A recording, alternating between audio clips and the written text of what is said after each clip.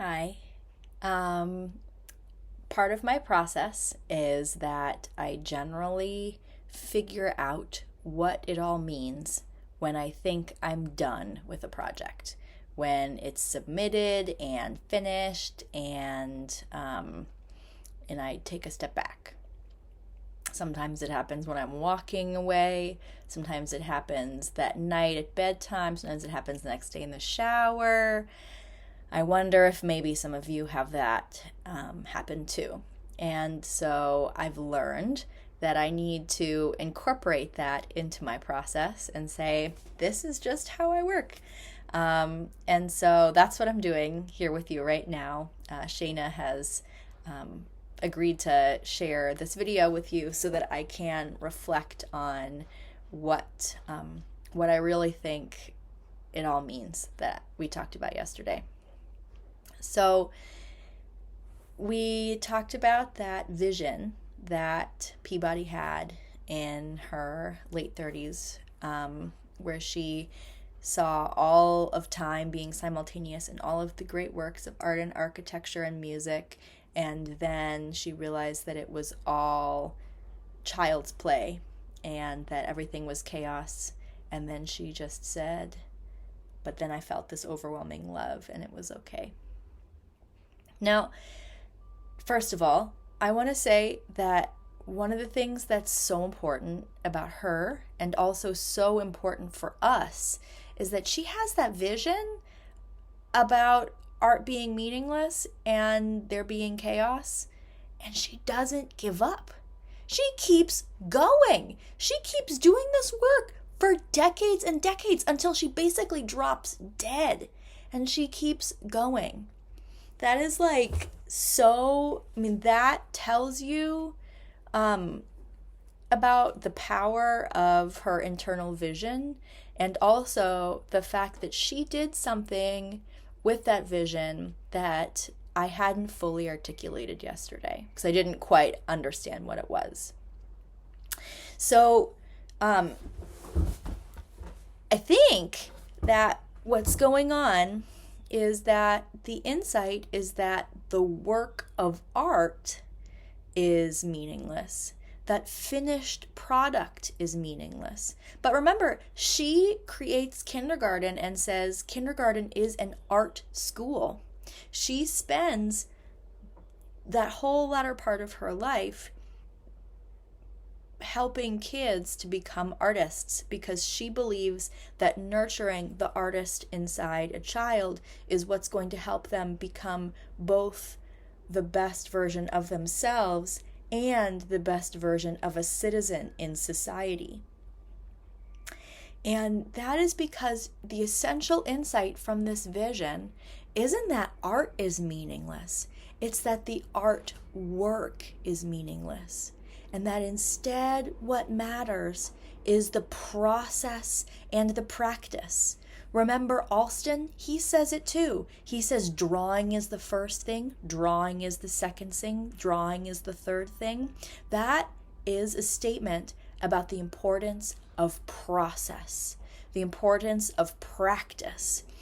And it got me thinking when I realized that. So, this idea is that a kindergartner approaches their art making, approaches their close looking at the world. They approach these things as an ongoing endeavor.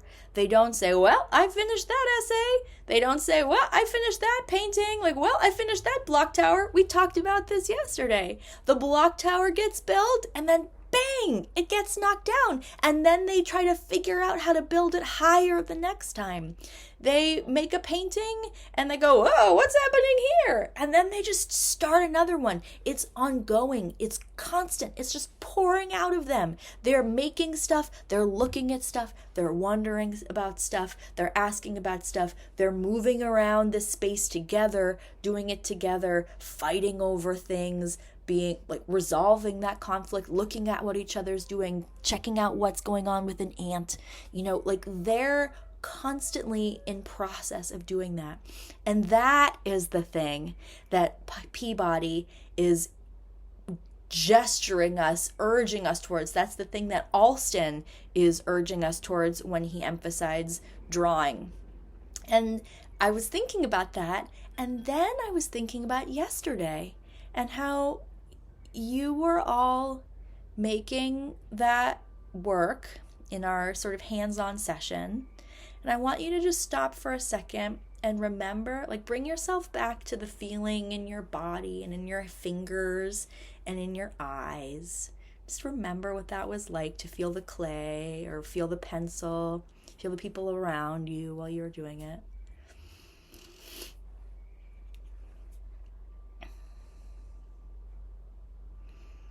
So if you think about that feeling, you were, paying really close attention as you built your little things. You were, choosing your colors really carefully and making sure that your pencil strokes were, I don't know what was going on inside of you, but you were really focused, all of you. You were chatting a little, and you were also just like really in the zone. And then you all picked up your clay and you wiped off your table and you put the clay back in the bin. And you picked up your pencils and you put them away, and you left your color drawings on the table. Because the point wasn't that you finished a thing and you hung it up on the wall. The point wasn't that you showed it to someone, you put it in a show, you put it in a portfolio. The point was that you did it. You were doing it. And then it was over. And now the clay is available for us to do it again. And that is what happens in that vision that Peabody has. That it's not that it's meaningless as in like don't bother. It's that it's meaningless as in it has to just keep being ongoing. And that's what I'm doing for you right now. My research, my thinking about Peabody, the presentation that I gave you, it's still ongoing.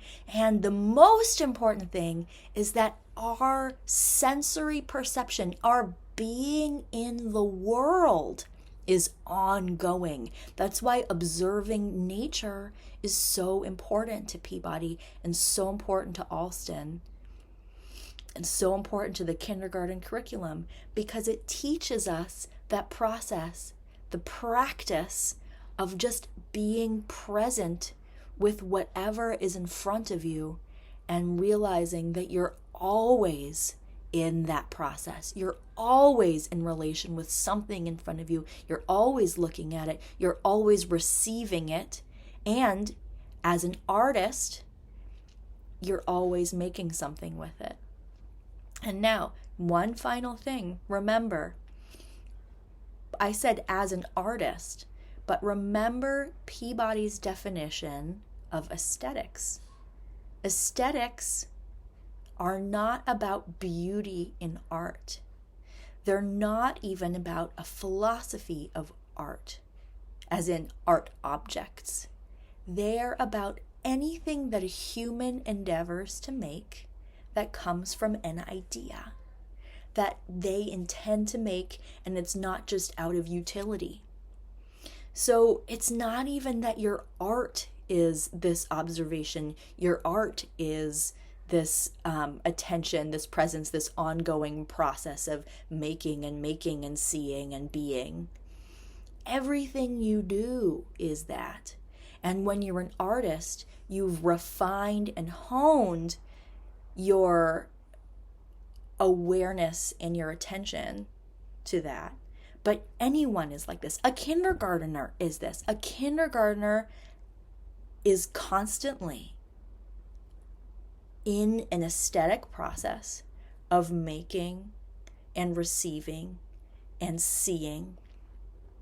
And not only that, but in a kindergarten classroom or in your classroom or in a studio or on a street corner or in a meeting or in a dinner party or at any of these places, together we are all individual. If we're able to each be in that place, then we're also creating an aesthetic of a community process of doing that. And that's what Peabody was doing in all of these places that she built, that she made for learning and thinking, and that sim philosophy. So that's what I wanted to share with you, this idea that those aesthetics are always, they're ongoing, and that the vision of chaos isn't about it not mattering. It's about it being ongoing and constant and unfinished always. So what I suggest, what I encourage you to do is to find today, put a timer on your phone. You may already have a practice like this, and if you do, that's awesome. Put a timer on your phone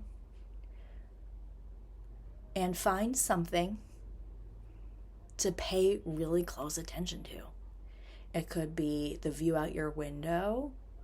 It could be something in your room at your desk. It could be something in the dining hall. It could be food. Something tangible and sensory in the way that Peabody talks about in her teaching, that we've talked about. Could be a geometric object. Pay close attention to it. Notice it. And with whatever medium you like, translate that attention into that medium. And the purpose is not to finish anything. And, this is not something that's like new to you, but it's important to practice it all the time, to be with something and just notice it. So thank you for joining me for part 2.0 or 1.5 of the talk on Peabody and her divine aesthetics. It really helped me to talk this out one last time, and I hope it gives something to you as well. Thanks.